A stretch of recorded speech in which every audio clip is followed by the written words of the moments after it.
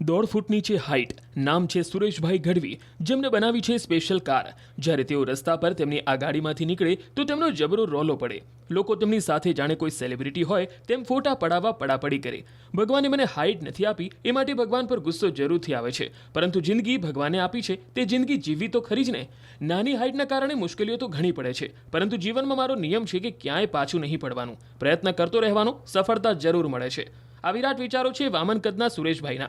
આમ તો તેઓ લોકોને અને બાળકોને મનોરંજન પૂરું પાડવા ગામે ગામ ફરે છે, પરંતુ રસ્તે જતા તેઓને અને તેમની બનાવેલી ગાડીને જોઈને પણ લોકો આશ્ચર્ય જરૂરથી થઈ જાય છે. આમ તો ગમે તેટલું કદ મોટું હોય, પરંતુ તેના વિચારો જ નીચા હોય તો તે કોઈ કામનું નહીં. પરંતુ વાત અહીં એક એવા વ્યક્તિની જેનું કદ ભલે વામન કદનું હોય, પરંતુ તેમના વિચારો જરૂરથી વિરાટ છે. વાત છે દહેગામના કનીપુરના વતની સુરેશભાઈ ગઢવીની. આમ તો સુરેશભાઈ કનીપુર ગામમાં પાનનો ગલ્લો ચલાવે છે, પરંતુ તેમનું અસલ કામ લોકોને મનોરંજન પૂરું પાડવાનું છે. કારણ કે તેઓની ઊંચાઈ માત્ર 1.5 ફૂટની છે અને 1.5 ફૂટની હાઇટ ધરાવતા સુરેશભાઈ લોકો માટે મનોરંજન પૂરું પાડે છે. આમ તો દુનિયામાં વામન કદના અનેક માણસો હોય છે, પરંતુ દહેગામના વતની જે છે સુરેશભાઈ, તેઓ અહીંયા આપણી સાથે છે ને તેઓ 1.5 ફૂટની હાઇટ ધરાવે છે. સુરેશભાઈ પાસેથી વાત કરીશું કે આ તેમનું વામન કદ જે છે તેમના માટે કેવું આશીર્વાદરૂપ નીવડ્યું છે, કે કઈ રીતનું તેઓ શું વ્યવસાય કરે છે, તમામ વિગતો તેમની પાસેથી જાણીશું. સુરેશભાઈ, શું કહેશો, તમારું કયું ગામ છે, કયા શું વ્યવસાય કરો છો? મારું ગામ કનીપુર.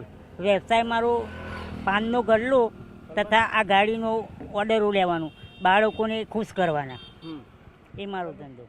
એટલે તમારી કેટલી હાઇટ છે? હાઇટ મારી 1.5 ફૂટ. અને આ 1.5 ફૂટની હાઇટને કારણે તમારે ક્યાંય એટલે મીન્સ કે બાળકોને ખુશ કરવાનું ક્યાં ક્યાં જાઓ છો?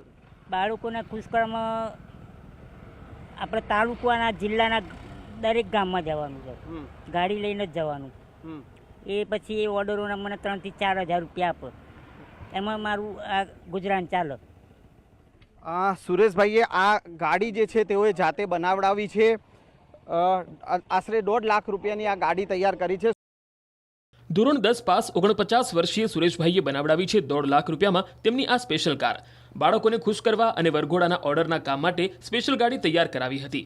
આ ઉપરાંત તેઓ બાળકોને ખુશ કરવાના પ્રોગ્રામ પણ કરે છે, જે માટે તેઓ દરેક તાલુકા અને જિલ્લાના ગામોમાં જવાનું અને બાળકોને ખુશ કરવાના પ્રોગ્રામ પણ કરતા હોય છે.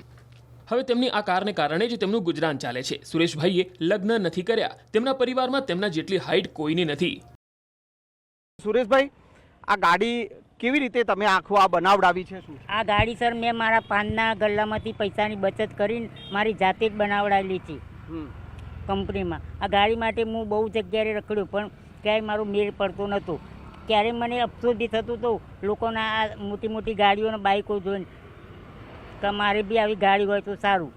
પણ પછી મારી માતાજીએ મારા સામું જોયું તો આ ગાડીના લીધે મારું ગુજરાન બી ચાલે અને બાળકોને બી ખુશ કરું હું. અચ્છા, હાઇટ નાની છે, હાથ પણ તમારા નાના છે, એટલે પાનનો ગલ્લો ચલાવો છો તો ચોકલેટ લેવા માટે એમાં પણ તકલીફ પડે બરણીમાં? તકલીફ તો સર મહેનત કરવામાં દરેક જગ્યાએ પડે, પણ મારું પહેલથી એક નિયમ છે કે કોઈ બી જગ્યાએ જિંદગીમાં પાછા નહીં પડવાનું, પ્રયત્ન કરવાનું. પ્રયત્ન કરું એટલે હું સફળ થઈ જાઉં.